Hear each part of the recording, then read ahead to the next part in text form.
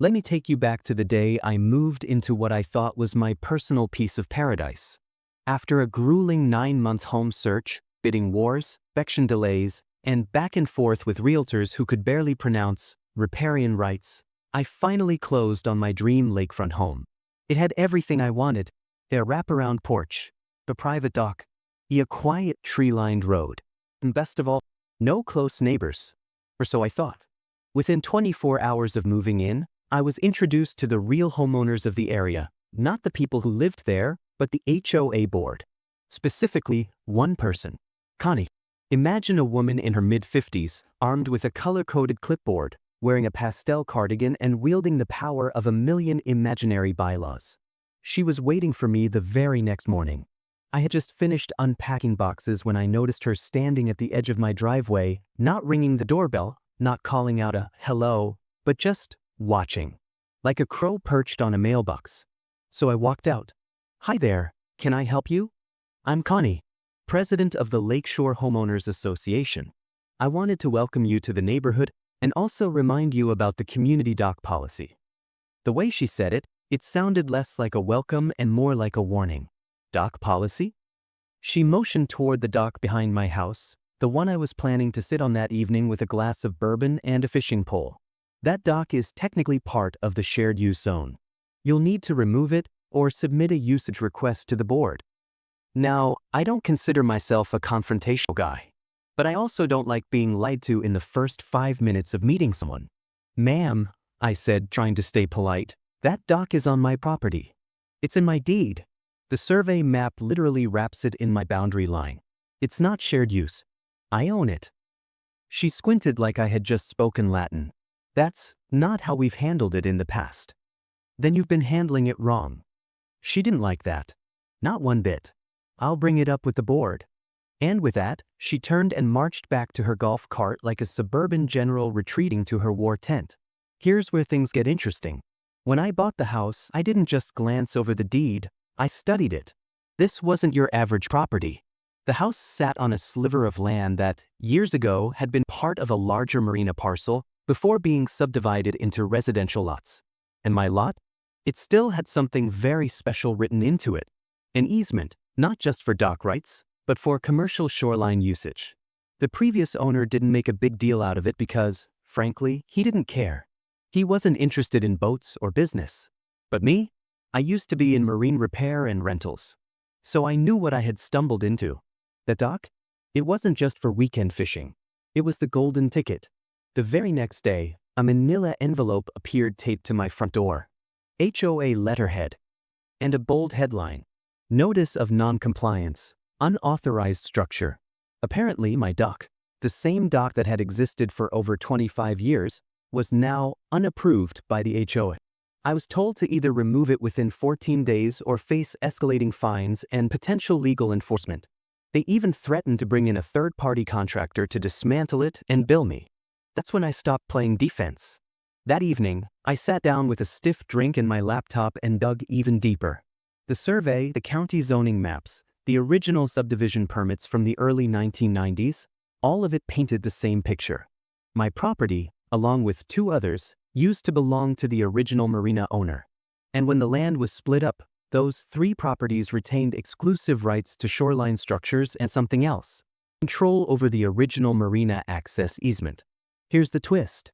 The marina that all the HOA members used? The one where they kept their boats, launched their kayaks, and hosted their summer events? That marina still legally belonged to the LLC that came with my house, and they had no idea. Connie had come after the wrong dock, on the wrong shoreline, belonging to the wrong person. I didn't react publicly. Not yet. I photocopied every legal document I could find. Reached out to a real estate attorney to confirm the easement and LLC status. Re-registered the dormant Marina LLC under my name. And printed an updated fee schedule, just in case things got spicy. Because if they wanted to play games over docks and lakes, I was ready to raise the stakes. They thought I was just a new guy with a backyard boat ramp. They didn't know I now owned the water under their boats. Next HOA meeting, they planned to vote on removing my dock. But I brought the deed to the entire marina. By the end of week 1, things in my so-called peaceful lakeside paradise had shifted dramatically. The HOA had gone from passive-aggressive clipboard notices to full-on, remove your dock or face legal action mode. I could almost hear the petty fury echoing from Connie's porch as she mobilized her board like it was a military campaign. They assumed I was just another out-of-towner who didn't read the HOA handbook. But here's the thing. I didn't just read the handbook. I read the property charter, the bylaws, the subdivision plans, the easement records, and every legal footnote from the marina's original construction. They had no idea what kind of landmine they'd stepped on. After confirming with my attorney that 1. I legally owned the LLC tied to the original marina. 2. My lot had grandfathered shoreline and dock rights. 3. And the HOA had no jurisdiction over the commercial marina easement.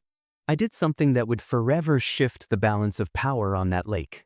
I printed out a marina access fee restructuring notice. I mailed it, not to Connie, but to every homeowner listed in the HOA directory who had a boat stored at the marina. Yes, I had that list.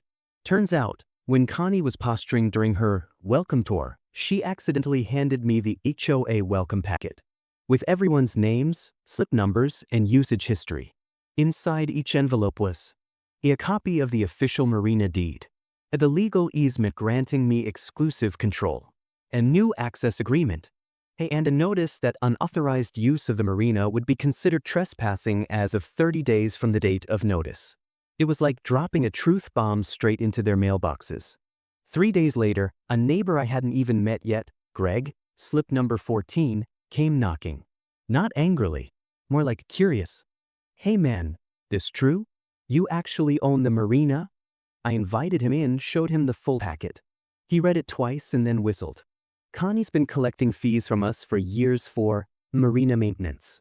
I thought it was all official. That's when I showed him the bank statements. The marina's account was practically empty. Maintenance? That dock hadn't been repaired in years. Greg signed my new lease right there at my kitchen table. I gave him a 20% discount, thank you for not being a Karen. By the end of the week, 9 out of 17 slip owners had signed my version of the lease, including, get this, Connie's husband, who kept his fishing boat in slip number 3. Let that sink in. The HOA president's own husband was now paying me directly. Then came the monthly HOA meeting. Connie showed up early, ready to spin the narrative. I showed up late, carrying a full binder, wearing a collared shirt, and walking like I had all the time in the world. But now, the facts were out in the open. I owned the marina. They had no legal claim to it. And the HOA had been illegally collecting fees for years, enriching their little kingdom with no authority. But here's where it got really messy, because once the board realized I wasn't bluffing, they did what all corner HOA boards do. They panicked. HOA meeting where I dropped the deed bomb. Connie sent a mass email titled, Clarification regarding marina ownership and ongoing community access. It was spin, pure HOA flavor PR. She wrote, while the marina may now be under new administrative oversight, we remind residents that community cooperation and historical use remain core to our values. Translation? We don't legally own it, but let's pretend we still do. She then claimed the board would be reviewing legal options, and until then, residents should continue using their access as usual. That was a mistake, because I had already sent individual cease and desist letters to every slip holder, certified, notarized, and delivered with signature confirmation. I wasn't playing homeowner anymore. I was the landlord, and the landlord had rules. 30 days after my initial notice, the grace period ended. That morning, my new marina signage went up. Private marina, authorized leased slips only. Unauthorized use will be prosecuted. Security cameras in use. Trespassing will result in fines. And one more. New dock improvements coming, sponsored by paying residents. You should have seen Connie's face when she saw that last one. Because yeah, I was now using the lease payments from actual marina users to repair and upgrade the facility. New wood planks. Better lighting. A proper access gate with key codes.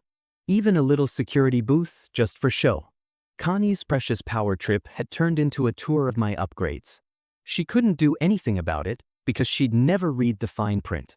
And when the HOA tried to challenge me in court, they made a huge mistake. A few weeks later, I received a notice that the HOA had filed a motion to contest Marina ownership and block my lease program, citing community disruption and failure to recognize historical easement interpretations. My lawyer laughed out loud. We showed up to court, calm, prepared, with a mountain of documents. Historical subdivision plans, county zoning files, the LLC registration, the Marina plat deed, and testimony from 3 former owners confirming the property's status. The judge barely blinked. The HOA has no claim here. In fact, they've been operating well outside their jurisdiction. Then the judge turned to their attorney and added, I hope your board is ready to explain to its members why they've been collecting unauthorized fees for a decade. Case dismissed. But it didn't end there. After court, I sent one last official notice to the HOA. This time, it was an invoice. $18,500 in back rent and unauthorized usage fees. $3,200 in legal expenses. $1,750 for property improvements made during contested access. Total due, $23,450, payable to the Marina LLC, which of course I owned. And I gave them 2 options. 1. Pay the invoice and enter into a legal access agreement for future Marina use. 2. Lose all access rights and face civil suit for ongoing trespass violations. To my surprise, they didn't fight. Connie, the HOA president who started all this, resigned the following week. The new board approached me professionally. We negotiated a fair lease, one where I controlled the marina, collected the fees, and handled maintenance, while they got nothing except permission to continue using it. The HOA now paid me monthly to use the same facility they once claimed was theirs. They even had to rewrite their bylaws to exclude the marina from community-managed property. I sip coffee on my dock, completely uninterrupted. The marina generates real monthly income. Slip renters treat me with respect. And Connie? She's just another resident with a non-refundable lease. Oh, and her pontoon boat? It's now in slip number 1. Rented from me. At market rate. No discounts. No exceptions.